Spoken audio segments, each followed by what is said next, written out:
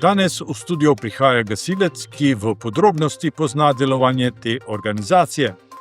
Odgovoriti zna tudi na vprašanje, zakaj je gasilska oprema tako draga in kako bodo gasilci porabili skoraj pol milijona evrov, ki jih bo občina letos namenila za delovanje gasilcev. Za ene preveč, za druge še vedno premalo.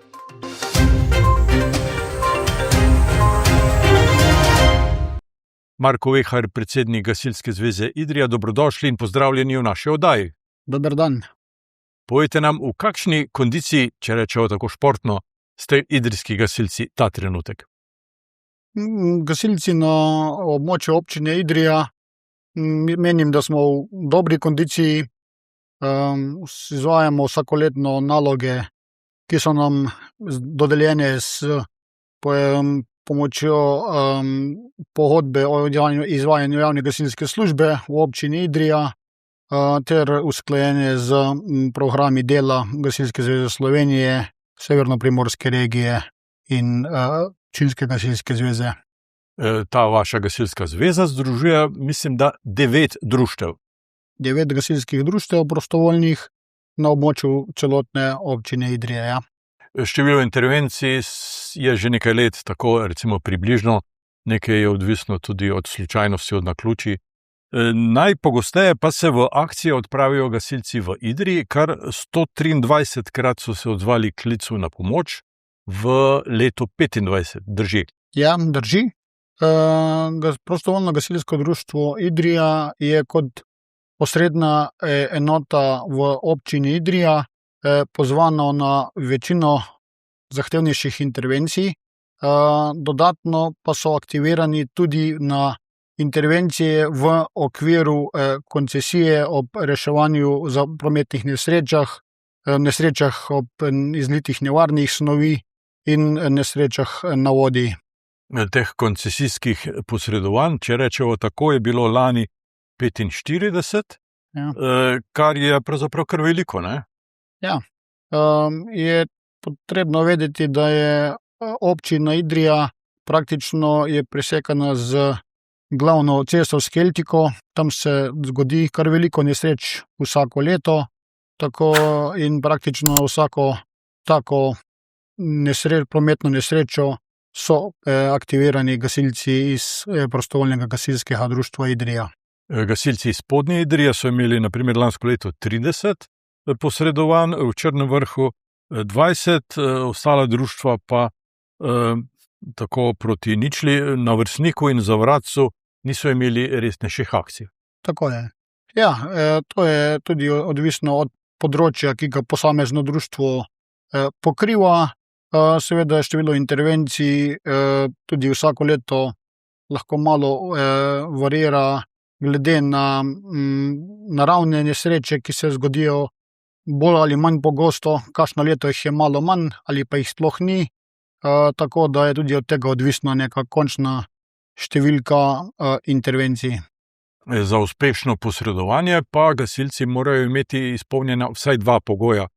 Prvi je dobra oprema, drugi pa dobra telesna pripravljenost, izobraževanje pravzaprav. Kakšen pomen namenjate izobraževanju? Ja, izobraževanje je eden od ključnih področji, kateremu gasilci seveda dajemo veliko poudarka, ker seveda tehnika se posodablja, tudi same posredovanja so vedno bolj zahtevna in če ti nimaš ljudi, ki bi bili tehnično, strokovno in fizično podkovani za upravljanje s to opremo in izvajanje intervencij, potem bi bil naš učinek zagotovo precej manjši, kot tako je. Nekateri gasilci imajo tudi izpite za status prvih posredovalcev, to pomeni, da so tudi medicinsko do neke mere izobraženi, da znajo pomagati ljudem v težavah. Ja, to je pred leti so nas gasilce vključili v sistem prvih posredovalcev.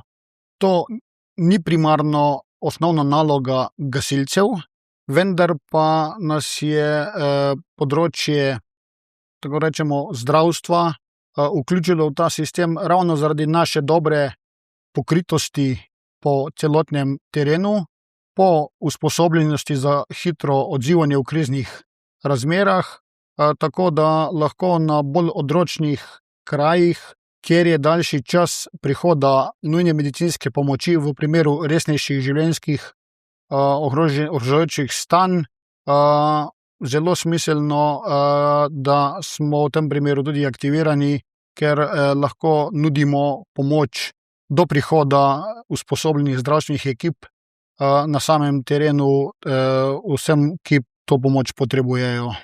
Kako pa je s financiranjem?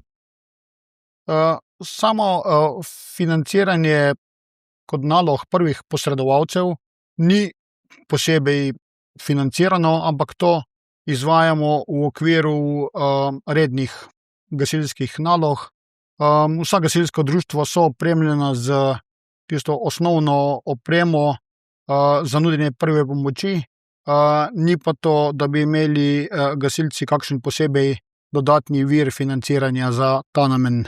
Občina namenja gasilstvu okrog slabega $500 000 na leto. Je to dovolj?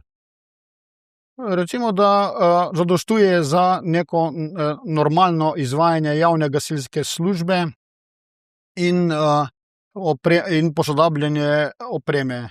Zagotovo v okviru tega proračuna lahko izvajamo vse tiste obvezne naloge, ki jih moramo izpolnjevati za izvajanje gasilske službe, kot so recimo zavarovanje, zdravniški pregledi, usposabljanja. Absolutno. Nabava večje tehnike seveda se da skozi malo daljše časovno obdobje tudi ob dobrem dogovoru z občino izpeljati, seveda za kakšne res večje, dražje investicije pa absolutno je potreben poseben dogovor z financerjem. Med večjimi investicijami ne gre spregledati novega gasilskega doma v Črnem Vrhu nad Idrijo in tudi vaše želje, da bi do leta 2030 lahko kupili novo vozilo z dvigalom za PGD Idrija. To sta pomembni investiciji. Ja, to sta zelo pomembni investiciji. Ta gasilski dom v Črnem Vrhu je že kar nekaj let v planu oziroma v izvajanju. Že zaradi samega dostopa na obstoječem gasilskem domu v Črnem Vrhu, kjer je kar otežen izvoz, pa tudi prostorske stiske, je ta investicija bila dana kot ena prioritetnih. Pred leti se je odkupilo zemljišče, kjer bo novi gasilni dom v Črnem Vrhu stal, tako da zdaj so v teku še pridobivanje vse potrebne dokumentacije, tako da upam, da bo ta del čim prej končan in da se bodo seveda našla zadostna sredstva tudi za samo izgradnjo. Koliko denarja pa boste potrebovali za nov gasilski tovornjak? Takšna vozila, tukaj govorimo o večjem tehnično-reševalnem vozilu, ki je uporabno za praktično na vseh intervencijah, ki se zgodijo ob naravnih nesrečah, ob neurjih, večjih prometnih nezgodah, nesrečah s nevarnimi snovmi. Je to zaradi svoje specifike, to vozilo ima svojo ceno. Tako da pri trenutnih cenah na trgu, recimo, da tukaj govorimo o celotni investiciji v obsegu nekje 500 do 600 tisoč evrov. To je kar nekaj denarja, pravzaprav za, bi rekel, tako redko uporabo. Ja, se strinjam. Ampak tako je, ne? Ja.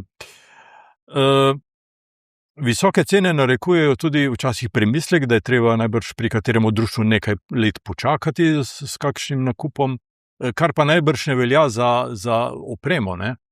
Ne, Za osebno opremo, mislim. Tako. Vsa osebna zaščitna oprema gasilcev in tudi manjša oprema, ki vseeno je lažje dosegljiva, kar se tega tiče, je v proračunu vsako leto, mislim, da kar zadostno sredstev rezerviranih, tako da kar se tega tiče, nam kar uspeva redno posodabljati to opremo. Seveda pri večjih investicijah je pa stvar potrebno malo več razmisleka, kako zadevo speljati, ampak do sedaj, moram reči, smo se vedno kar uspešno dogovorili. Pri teh dilemah ste se najbrž posvetovali z veterani.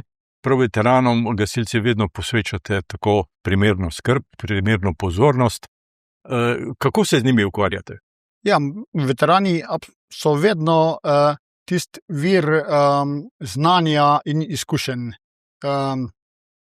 Vedno se zavedamo tega, da gasilstvo se ni pričelo z našo generacijo, ampak je to že kar desetletja in stoletja. Tako da veterane vključujemo povsod, kjer rabimo bodisi njihovo znanje, bodisi njihove izkušnje, so uporabni praktično od prireditev do raznih sodelovanj na slovesnostih, tudi omogočeno so jim letna izobraževanja, posveti, tako da so tudi oni na tekočem z gasilsko tematiko, ki je v danem trenutku aktualna. V resne intervencije pa običajno odidejo samo gasilci srednje generacije. Tako, operativni gasilec po slovenski zakonodaji, po zakonu o gasilstvu, je praktično lahko vsak, ki je v starostnem razredu od 18 do 65 let, da je zdravstveno seveda sposoben in usposobljen. Ni pa to dokončna omejitev. Nekdo tudi, ki preseže to starost 65 let, pa recimo, da je še sposoben za izvajanje lažjih del, seveda pa tudi ni omejitve. Tako da, recimo, ponekod lahko je tudi kakšen izkušen šofer, ki potem pripelje vozilo na kraj intervencije in podobno.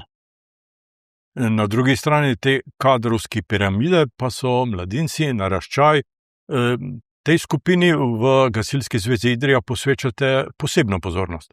Ja, mladina je naša prihodnost, tako da je potrebno z vzgojo mladine, ki se odloči za delo v gasilskih enotah oziroma v gasilskih društvih, začnemo že zelo zgodaj, tako da pravočasno pridobimo dovolj velik kadrovski bazen za usposobitev novih operativnih gasilcev.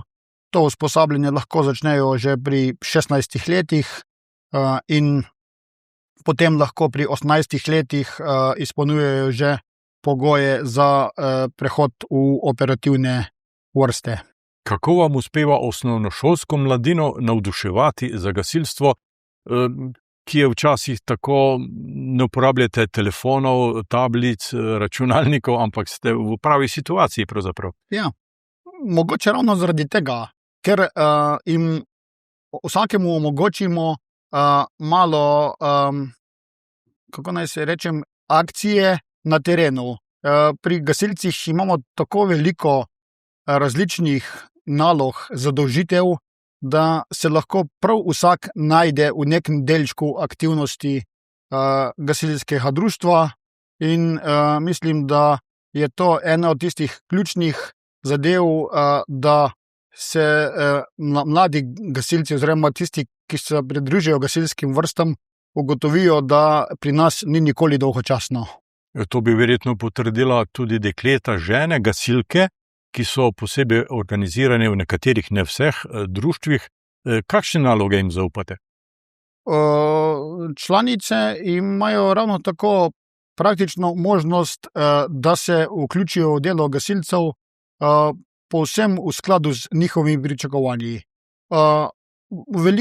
Veliko društvih so članice nepogrešljive pri pomoči pri organizaciji raznih prireditev, vodijo tudi različna administrativna naloge v društvih, veliko se ukvarjajo ravno z vzgojo mladine kot mentorice, moram pa z veseljem tudi ugotoviti, da se nam zadnje leta, vsako leto pridruži več tudi gasilk, operativk, kar pomeni, da so povsem enakovredne z ostalimi moškimi člani in ravno tako izvažajo na vse intervencije in izvajajo naloge, ki jih je potrebno izvesti.